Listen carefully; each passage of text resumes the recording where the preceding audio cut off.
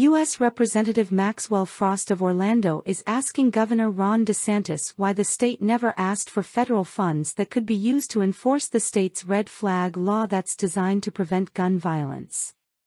In a letter signed by all 8 Democratic members of Congress from Florida, Frost told DeSantis they were disturbed by your administration's failure to apply for some of the $231 million in funds made available through the Byrne State Crisis Intervention Program. Florida was one of just 5 states and territories that didn't receive funding, even though the Department of Justice estimated it would have gotten more than $15 million. The program, part of the Safer Communities Act passed in 2022, provides money to states to pay for things like enforcing the Florida law that allows law enforcement to temporarily seize guns from people suspected of being a danger to themselves or others.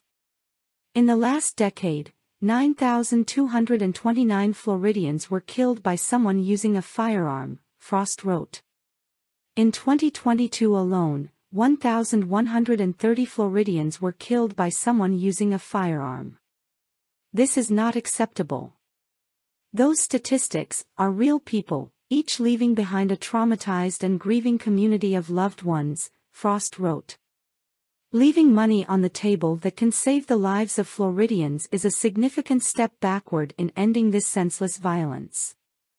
The Florida Department of Law Enforcement evaluated the grant but determined it was not able to meet the December application deadline because of complex compliance requirements, agency spokeswoman Gretel Plessinger said in March.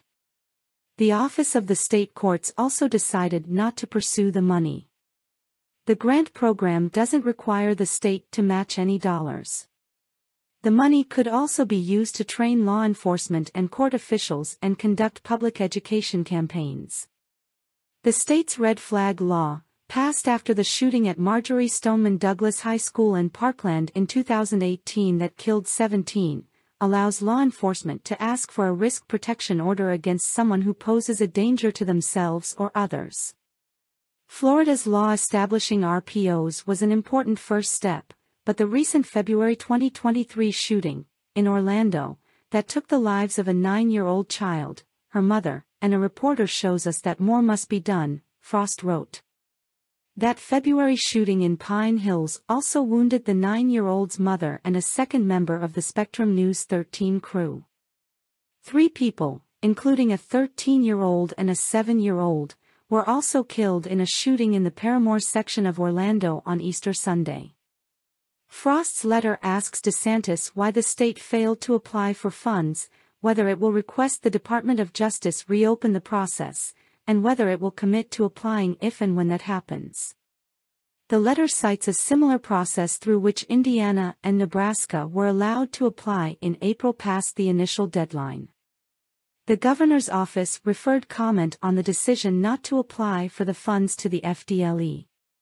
Frost's fellow U.S. Representatives Lois Frankel, D. West Palm Beach, Kathy Castor, D. Tampa, Darren Soto, D. Kissimmee, Debbie Wasserman Schultz, D. Weston, Jared Moskowitz, D. Parkland, Sheila Cherfilis McCormick, D. Miramar, and Frederica S. Wilson, D. Miami, all signed the letter. No Republicans signed. Frost, a former national organizer at the gun reform group March for Our Lives, filed his first bill this month to create a centralized office on gun violence.